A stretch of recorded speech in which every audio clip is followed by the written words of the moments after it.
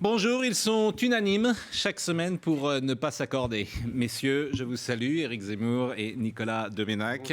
Ça se dispute, saison 11, épisode 9, voici le sommaire. En 1981, le Parti socialiste voulait changer la vie, aujourd'hui il veut changer de nom. Enfin, certains à gauche le réclament, la guerre des roses oppose anciens et modernes, frondeurs et légitimistes. En attendant le grand schisme, à défaut du grand soir, quel avenir pour le PS, la gauche, le gouvernement, Manuel Valls et François Hollande? Vaste question. La gauche implose et la droite s'éparpille. La course à la présidence de l'UMP est lancée. Nicolas Sarkozy et Alain Juppé reprennent les rôles de Jacques Chirac et d'Édouard Balladur. Les amis de 30 ans sont incorrigibles. Allez hop, tout le monde à la campagne, c'est la saison. Elle s'étalera durant le mois de novembre. De l'art ou du cochon, le plug anal de Paul McCarthy, place Vendôme, n'a pas résisté aux vandales, mais la Foire internationale de l'art contemporain expose ses œuvres au Grand Palais. Et si la peinture ou la sculpture en disait plus sur l'époque que de longs discours? Hashtag CSD, vous pouvez évidemment réagir pendant l'émission, mais commençons donc par la quête d'identité du PS, comme si l'appellation socialiste était devenue un gros mot. Manuel Valls l'a dit cette semaine au Nouvel Observateur. Le PS doit-il changer de nom? Pourquoi pas? Mais ce changement ne peut être que l'aboutissement d'un processus. Claude Barthelone, le président de l'Assemblée nationale, le met en garde. Il y a une partie des propos qu'il tient qui ne sont pas nouveaux chez Manuel Valls. L'idée même de changer de nom, il l'a portée au sein du Parti socialiste. Et je lui dis, cher Manuel, c'est une faute. Pour le moment, concentre-toi sur ton travail de Premier ministre, réponds aux attentes des Français en termes de sécurité, d'emploi, de transition énergétique, et laisse ce débat aux militants socialistes. Quelle semaine, Nicolas Doménac? Le Parti socialiste veut changer de nom.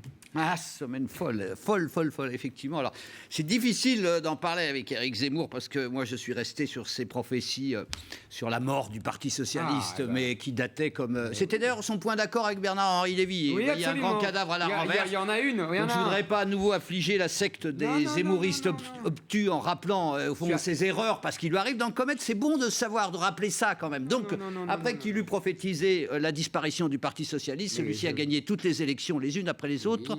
Donc, soyons modestes dans nos prédictions, si je peux me permettre, et dans nos raisonnements. Donc, semaine folle, disais-je, mais parce que, quand même, cette histoire d'identité du nom, elle vient après des manifestations de décomposition extraordinaires, qui elles-mêmes sont le fruit, au fond, de la perte d'autorité du président de la République, et le fait que chacun pense que c'est terminé pour Hollande, et donc qu'on peut y aller, qu'on peut se fracasser. Mais se fracasser sur quelle base? C'est là où ça deviendra intéressant, parce que quelle hypocrisie quand même dans toutes les réactions, les postures.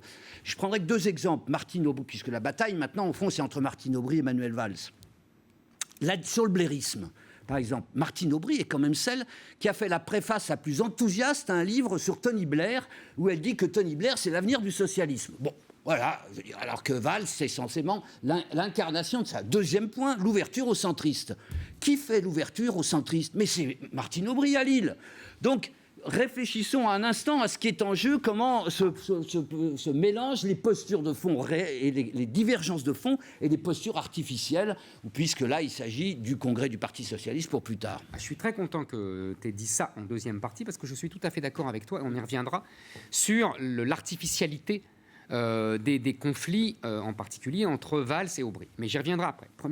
Là, tu as commencé sur ma prédiction de disparition du PS. Ma prophétie pas malheureuse, parce que, en fait, non, je vais te dire, elle n'est pas malheureuse. Simplement, elle est décalée dans le temps. Oui, d'accord. Je t'explique. Si ça arrive dans 2000 ans... Non. Vas-y. Non, ça se rapproche. Puisque le 2017, c'est bientôt. Donc, en fait,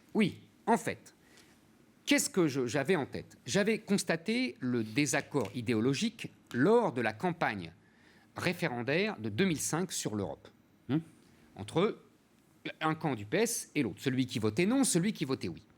Il m'avait semblé qu'ils étaient irréconciliables. On y vient. Ce que j'avais sous-estimé, mais c'est normal parce que je ne suis pas un élu local, c'est la force des avantages matériels que donnent les collectivités locales, les mairies, les départements, les conseils généraux, les conseils régionaux, qui permettent de placer des amis, de payer des associations. Voilà, tout ce côté matériel que j'avais sous-estimé et qui a en fait contenu les effets de fragmentation du PS idéologique. Mais, c'est pour ça que tu pouvais te moquer à juste titre.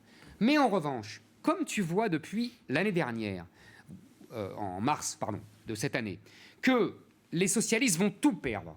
On voit bien le schéma. Ils ont perdu. Ça ne fait pas de doute. Bon, les municipalités vont perdre des conseils généraux, vont perdre des conseils. Ils vont peut-être perdre leur nom. Attends, non.